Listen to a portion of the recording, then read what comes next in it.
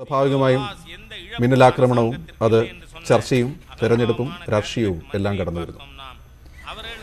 ഗോപി, ഇന്ന് ഈ സമയത്ത് ഈ അവസരത്തിൽ ഇത് ആവശ്യമായിരുന്നു, അനിവാര്യമായിരുന്നു എന്നൊരു ചോദ്യം തീർച്ചയായും ഉയരുക തന്നെയാണ്. പ്രധാനമന്ത്രി അവസാന ഭാഗങ്ങളിൽ പറഞ്ഞ കള്ളപ്പണം അഴിമതി, കഴിഞ്ഞ സർക്കാരിന്റെ അഴിമതി, കഴിഞ്ഞ സർക്കാരിന്റെ കാലത്തുണ്ടായ 2G അഴിമതിയിൽ ഒരു പൈസയുടെ നഷ്ടം പോലും ഉണ്ടായിട്ടില്ല എന്നുള്ള വാദങ്ങൾ, അതെല്ലാം തീർച്ചയായും ഒരു രാഷ്ട്രീയം തന്നെയാണ്, രാഷ്ട്രീയ വേദിയിൽ സംസാരിക്കുന്ന വിഷയം തന്നെയാണ്, രാഷ്ട്രീയ വേദിയിൽ പറഞ്ഞു നിൽക്കുന്ന കാര്യങ്ങൾ തന്നെയാണ്. പക്ഷേ ഇന്ന് നമ്മുടെ അഭിനന്ദൻ തിരിച്ചെത്തിയിട്ടില്ല.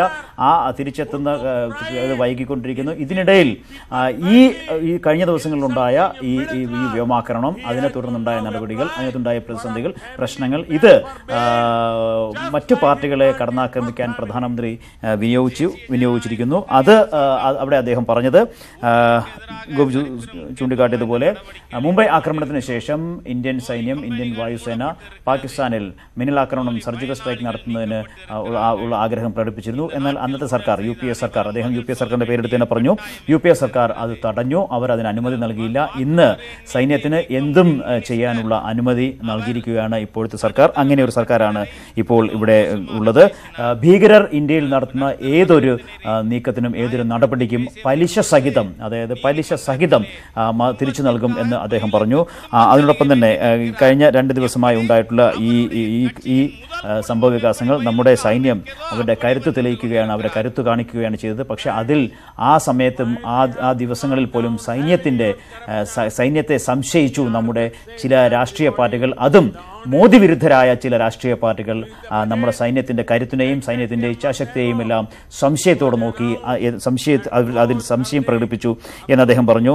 നമ്മുടെ സൈന്യത്തെക്കുറിച്ച് ഇവർ സംശയം പ്രകടിപ്പിച്ചു. ലോകം മുഴുവൻ നമ്മുടെ സൈന്യത്തെയും നമ്മുടെ സൈന്യം സ്വീകരിച്ച നടപടികളെയും അംഗീകരിക്കുകയും പ്രശംസിക്കുകയും ചെയ്തപ്പോൾ ഈ മോദി വിരുദ്ധർ അതിനെ എതിരെ നിന്നു, അതിനെ സംശയത്തോടെ കണ്ടു, അതിൽ സംശയം പ്രകടിപ്പിച്ചു, സൈന്യത്തിന്റെ സംശയം പ്രകടിപ്പിച്ചു. ഇവരുടെ വാക്കുകൾ പലപ്പോഴും പാകിസ്ഥാന് വലിയ ഗുണകരമാകുകയും പാകിസ്ഥാന് അത് അനുഗ്രഹമാകുകയും ചെയ്തിട്ടുണ്ട്.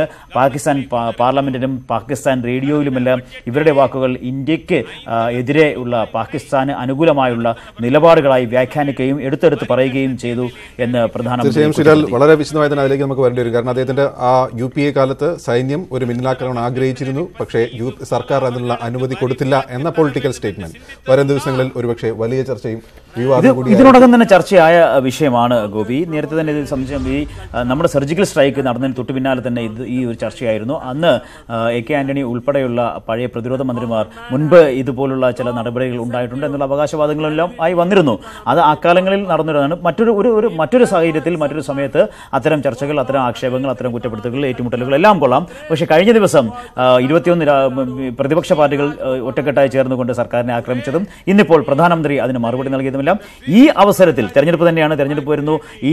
ഇപ്പോൾ ഇന്ന് മാർച്ച് 1, ഈ ആഴ്ചയോ ഈ ആഴ്ച അടുത്ത ആഴ്ച ആദ്യ വാരത്തിലോ ആദ്യം തന്നെയോ ഒരു പക്ഷേ തെരഞ്ഞെടുപ്പ് പ്രഖ്യാപിച്ചേക്കാം. ഇതിപ്പോൾ തെരഞ്ഞെടുപ്പ് റാലിയാണ് പ്രസംഗിക്കുന്നത്. ഇതൊക്കെ തന്നെയാണെങ്കിൽ പോലും ഇപ്പോൾ ഈ പ്രതിസന്ധിയിൽ നിന്ന് നമ്മൾ കരകയറുന്നതിന് മുൻപ് തന്നെ ഈ വിഷയം ഉയർത്തി ഭരണപക്ഷമായാലും പ്രതിപക്ഷമായാലും ഒരു രാഷ്ട്രീയ മുതലെടുപ്പിലേക്ക് നീങ്ങണമായിരുന്നോ എന്ന ചോദ്യം, അല്ലെങ്കിൽ രാഷ്ട്രീയമായി ഈ വിഷയത്തെ രാഷ്ട്രീയവൽക്കരിക്കണമായിരുന്നോ എന്ന ചോദ്യം തീർച്ചയായും ഉയരുക തന്നെയാണ്. ഞാൻ ഒരു ഭാഗത്തെ മാത്രം കുറ്റം പറയുകയല്ല, ഒരു ഭാഗത്തിന്റെ കാര്യം മാത്രം പറയുകയല്ല, 2 ഭാഗത്തിന്റെ കാര്യം പറയുന്നു. കഴിഞ്ഞ ദിവസം 21 രാഷ്ട്രീയ പാർട്ടികൾ ഡൽഹിയിൽ ഒറ്റക്കെട്ട് ചേരുകയും കോൺഗ്രസിന്റെ നേതൃത്വത്തിലുള്ള ചില കൂടിയാലോചന ഉണ്ടാവുകയും അതിനുശേഷം സർക്കാരിനെ വിമർശിക്കുകയും ചെയ്തു. അപ്പോഴും നമ്മൾ ഇത് തന്നെയാണ് പറഞ്ഞത്, ഈ അവസരത്തിൽ ഇതിന്റെ ആവശ്യമുണ്ടായിരുന്നു എന്നുള്ളതായിരുന്നു ചോദ്യം.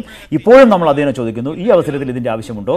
ഒരു പക്ഷേ ഇത് കഴിഞ്ഞാൽ, 2 ദിവസം കഴിഞ്ഞാൽ, അല്ലെങ്കിൽ ഈ ഒരു അഭിനന്ദൻ തിരിച്ചെത്തി കഴിഞ്ഞാലെങ്കിലും നമുക്ക് ഇത്തരം ഒരു വിശകലനങ്ങളിലേക്കോ അല്ലെങ്കിൽ കുറ്റം പറച്ചിലേക്കോ ചോദിക്കലിലേക്കോ ഒക്കെ മാറാനുള്ള സാഹചര്യമുണ്ട്. അതിന്റെ സമയമുണ്ട്. തെരഞ്ഞെടുപ്പ് എന്തായാലും വരുന്നതേ ഉള്ളൂ. തെരഞ്ഞെടുപ്പ് കഴിഞ്ഞു പോയിട്ടൊന്നുമില്ല. തെരഞ്ഞെടുപ്പ് പ്രഖ്യാപനം പോലും ഉണ്ടായിട്ടില്ല. ദിവസങ്ങൾ കിടക്കുന്നു ഈ കാര്യങ്ങൾ വിശദീകരിക്കുന്നതിന്.